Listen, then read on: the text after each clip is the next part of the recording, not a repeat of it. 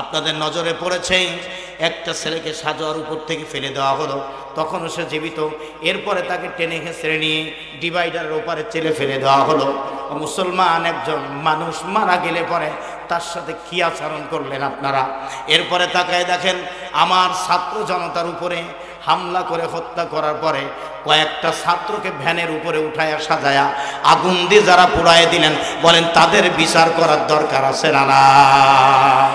28 অক্টোবরের লগি বইটার তাণ্ডবে হত্যা করা হলো, তাদের উপরে নেতৃত্ব দেওয়া হলো। মানুষ কি এত নরপিশাচ হতে পারে? এ বিচারটাও এই জমিনে করার দরকার আছে না নাই? 5ই মে 13 সালে শাপলা চত্বরে কওমি অঙ্গনের ভাইদেরকে হত্যা করা হয়েছে। শুধু কি তাই, 57 জন চৌকস অফিসার আর্মির পিলখানার হত্যাকাণ্ডে বিদায় করে দেওয়া হয়েছে। ওই 57 জন চৌকস অফিসারদের পরিবারকে যেতিম করা হয়েছে। এরা বাংলাদেশের আরেক সূর্য সন্তান ছিল। এইটার রায় এনে এই জালিমদেরও ফাঁসি দেওয়ার দরকার আছে না নাই? সর্বোপরি 24-এর আন্দোলনে ছাত্র জনতার বিপ্লবের উপরে গুলি চালালেন, এর বিচার এই জমিনে হতেই হবে। কথা বলেন ঠিক কিনা? আল্লাহ বলেন তোমরা যদি সবর করো আর ধৈর্য ধারণ করো, এই তোমরা মানে হলো ঈমানওয়ালারা, যদি সবর করো আর ধৈর্য ধারণ করো। ওরা যদি চড়াও হয়, ওরা মানে হলো নমরুদেরা, ওরা মানে হামানেরা, ওরা মানে কারুনেরা, ওরা মানে ফেরাউনেরা। কথা না বললে হবে না, জোরে বলেন। ওরা মানে কাফেরেরা, ওরা মানে ইহুদেরা, ওরা মানে নাস্তিকেরা, ওরা মানে মুরতাদেরা, ওরা মানে জালিমেরা, ওরা মানে 16 বছরের ফ্যাসিস্ট হাসিনারা। আল্লাহ বলছেন বাগধারাটা মিলায় না। ও মুসলমান, আর দেরি হলো না। আল্লাহ তখন বললেন প্রয়োজনে 5000 অশ্বরোহী ফেরেশতা ময়দানে মোতায়েন করে দিব। কয় হাজার? সবাই না বললে হবে না, জোরে বলেন কয় হাজার? 5000। তাহলে এবার মিলাই নেন তো দেখি, এবার মিলান। ওই বদরে এই সাহায্য ব্যবস্থা দিয়েছিলেন যিনি, তিনি কে? আছে না নাই? এখানে একটু মিলান। এবার একটু মিলান। 3 তারিখ থেকে 5 তারিখ পর্যন্ত একটা চিত্র আপনাদের হাতে তুলে দিতে চাই। খুব লম্বা সময় নয়, আর কিছু সময় কষ্ট করব, পারবো তো ইনশাআল্লাহ? একবার জোরে বলেন তো আল্লাহু আকবার। 3 তারিখে ফজরের নামাজ, আমার ব্যক্তিগত একটা কথা বলে মূলে চলে যাচ্ছি। ছেলের সাথে একসাথে মসজিদে গেলাম, জামাতে আদায় করে ঘরে উঠলাম। কিছুক্ষণ পরে ছেলেটি ওর মাকে বলছে আম্মু খাবার দাও। ওর মা বলছেন এত সকালে তুই তো খাবার চাস না। তখন বলছে দায়িত্বশীলরা ডেকেছে, হতে পারে এটা জীবনের শেষ খাবার, তুমি খাইয়ে দাও। ওর মাকেও বলছে। আমার কানে কথাটা গেল, আমি আমার কামরার মধ্যে তখন। তো যেহেতু মা ছেলে কথা হচ্ছে, আমি আর ওখানে আগ বাড়ালাম না। ওর মা বলছেন একটু অপেক্ষা কর, গরম হয়ে গেছে খাবার। খাবারটা ওকে দিলেন, খেলেন। কিছুক্ষণ পরে ছোট ছেলে চলে আসছে আমার কাছে, আব্বু ভাইয়া মাদ্রাসার আইডিওর গলায় ঝুলেছে, ব্যাগের ভিতরে ইট খোয়া পাথর নিছে, আন্দোলনে নামতেছে, তুমি ভাইয়াকে ফিরাও। দাদা ভাই যদি মারা যায় পুলিশের গুলিতে, আমি কারে ডাক দিব? কিছু বললাম না। ও দৌড় দিয়ে মায়ের কাছে বলছে। ওর মা এসে আমাকে বললেন মতামত দেন। আমি বললাম একটু ঢাকার দিকে তাকানো লাগবে। আপনারা মনে হয় দেখেছেন, ঘরের ভিতরে বেডের উপরে থেকে বেলকুনি বরাবর জানালার উপরে ছোট্ট একটা বাচ্চা বুলেটের আঘাতে দুনিয়ার থেকে তাকে নিয়ে গেল, লুটে পড়লো সাথে সাথে বিছানার উপরে। আমি ওর মাকে ওটা স্মরণ করালাম যে যদি ওর মৃত্যু থাকে বুলেটের আঘাতে, ঘরে থাকলেও মারা যাবে। কথা বলে না কেন? সুতরাং ছেড়ে দাও। যদি শহীদ হয়ে যায়, তুমি শহীদের মা হবে, আমি বাবা হয়ে যাব। আর বাচ্চাগুলিকে বললাম 4টি সন্তানের বাদ বাকি 3টিকে জানিয়ে দিলাম তোমরা হয়ে যাবে শহীদের ভাই বোন, হতাশ হবার কোনো কারণ নাই। আল্লাহু আকবার বলেন। জোহরের নামাজ জামাতে পড়লাম। পাবনা বিজ্ঞান ও প্রযুক্তি বিশ্ববিদ্যালয়ের ছাত্ররা, আমি ঘরে উঠছি, ছোট ছেলেটা আমার টান দিয়ে ধরে নিয়ে ছাদে চলে গেছে আমার 3 তলায়। বলছে আব্বু মনে হয় দাদা ভাই বেশি নাই, দেখো কি পরিমাণ পুলিশরা গুলি করতেছে, ছাত্রলীগের লোকেরা পর্যন্ত গুলি করে। আমার প্রশ্ন হলো সরকারের অর্ডার প্রশাসন পালন করতেই পারে, কিন্তু তোমরা যারা সন্ত্রাসী কায়দায় কাম করেছো এই জন্য কোরআনের কর্মী নিষিদ্ধ করতেছিলে, আর আল্লাহ তাআলা তোমাদেরকে নিষেধ করে দিয়েছেন। কথা বলেন ঠিক কিনা? খালি হিসাব মিলাই না একের পরে। আর দেরি হয় নাই, আমি গেলাম ছেলের সাথে, দেখলাম রণক্ষেত্র চলছে। মতি ভাই তো টার্মিনাল ছেলে। আহারে, আমি গেট খুলে নিচেই আসতেছি, গেটটা কেবল খুলেছি, শত শত বিজ্ঞান ও প্রযুক্তি বিশ্ববিদ্যালয়ের ছেলেরা গেটের মধ্যে ঢুকতেছে। আমি বললাম বের হও। আমার বিল্ডিং এর ওই নিচে ওখানে 8টা-10টা প্রাইভেট রাখা যায় গেটের ভিতরে। আর সব বের হও, এটা মুনাফিকি। তোমার আর ভাইগুলি যদি রাজপথে এখনো থাকে, ওরা তো মার খেয়ে খেয়ে সব মারা যাবে, যাদের ময়দান থেকে পালাতে হয় না। আমি নিজে ওদের সামনে যখন দাঁড়ালাম, মনে হলো যে ওর অভিভাবক ফিরে পেয়েছে, সবগুলো ছেলে আমার পিছনে দৌড়ালো। কিসের আন্দোলন করে তোমরা দমাতে চেয়েছিলে? এই ছাত্রদেরকে ঠেকানো যায় নাই, এরা বীর বিক্রমে আবার আগায় গেল। আল্লাহু আকবার বলেন। মোটেও দেরি হলো না, ওদিন গেল 4 তারিখ। আহারে, পাবনার সূর্য সন্তান মাহবুবার জাহিদ জীবন দিলেন আমার সামনে। ওদিন পুরোটা সময় আমি মাঠে ছিলাম। কর্মসূচি ঘেরাও দিলেন ছেলেরা, জানায় দিলেন 1 দফায় 1 দাবি, ফ্যাসিস্ট হাসিনা কবে যাবি? কথা বলেন না কেন বলেন? আমার হাতে গড়া মেজর আছে। আমি ওরা জিজ্ঞেস করলাম অবস্থাটা কি হতে পারে? বলেন চিন্তা করবেন না, আগামী দিনে বিপ্লব হবে ইনশাআল্লাহ। একটু চিন্তা করেন তো দেখি রাতটা কেমন কাটলো। ছেলেরা নিজের বাড়িতে ঘুমাতে পারে নাই, মেসেও ঠিক মতো থাকতে পারে নাই, আত্মগোপন করে থাকা লাগলো।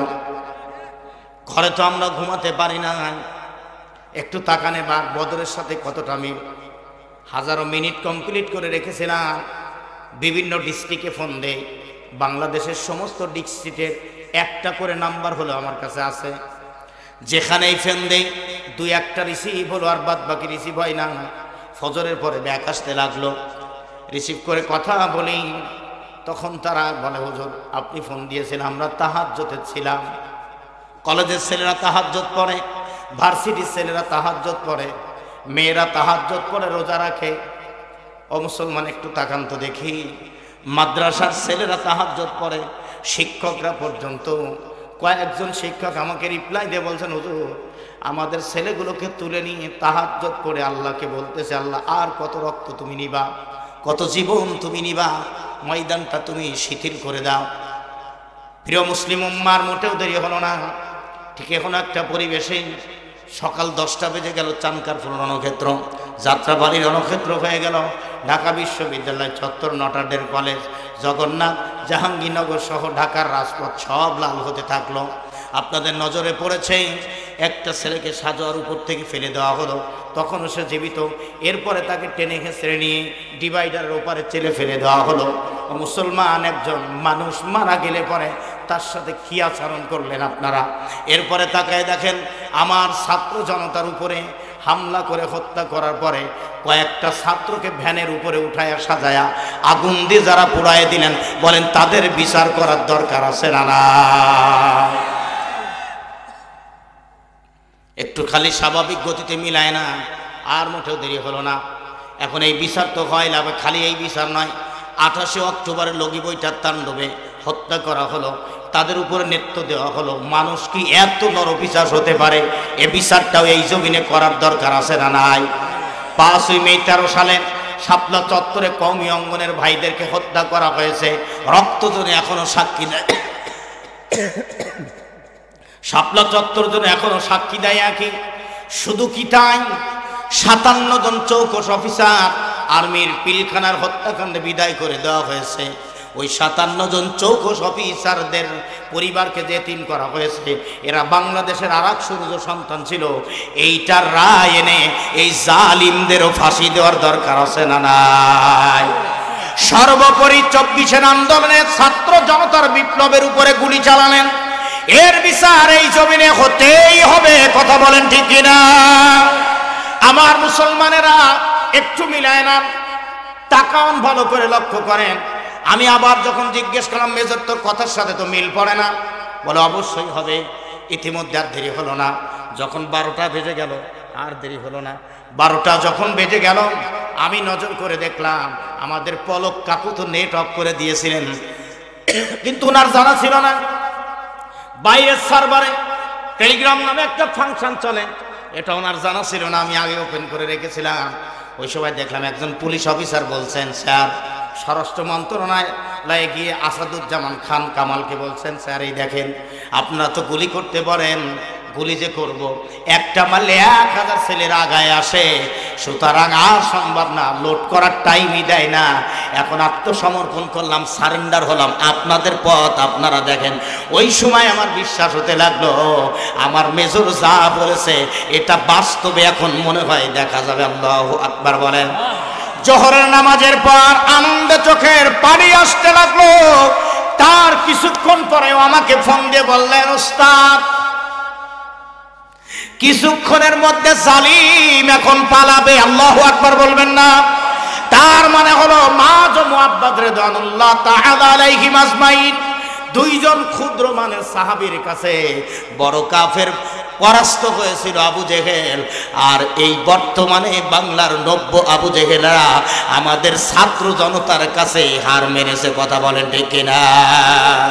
সুতরাং আমরা অভিভাবক যদি ঠিক মতো মাঠে ময়দানে নামি, জালিমের একটা টিকিও খুঁজে পাওয়া যাবে না। জোরে বলেন কথা ঠিক কিনা? প্রিয় ভাইরা আমার, আসুন তো দেখি ওই জালিমের সঙ্গে আতাত না করে শিক্ষা হলো এটাই, বিবেকটাকে কাজে লাগায় দেন।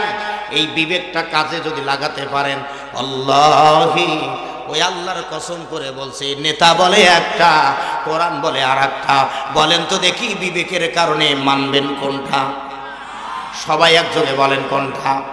তাহলে আজকের থেকে আপনাদের দায়িত্ব হলো, যেই নেতারা কোরআনের বিরুদ্ধে দাঁড়ায়ছিল ওই নেতার কর্মী আপনি ছিলেন, আপনাকে সাধারণ ক্ষমা ঘোষণার আওতার মধ্যে রাসূলুল্লাহ নিয়ে এসেছেন, আল্লাহর নবী সেই ক্ষমা দিয়েছিলেন, ওটা চলমান। আপনি তওবা করে ফিরে আসেন। আর নেতাকে জানায়া দেন, নেতা তুমি বলো একরকম, কোরআন বলে আর এক রকম। তুমি বললে জাহান্নামে যাওয়া লাগবে, আর কোরআন নিলে জান্নাতে যাব। এখন আপনারা বলেন কোরআন নিবেন না নেতারে নিবেন? যারা এর বিরোধিতা করবে তাদের বিরুদ্ধে তো আল্লাহর নবী আদালতে কেস করবে আল্লাহর কাছে। বলবো? এত আসতে বললে হবে না, জোরে বলেন বলবো? বর্তমান বাংলাদেশের প্রধান উপদেষ্টার নাম কি বলেন? ডক্টর ইউনূস। ভাই আমি নাই,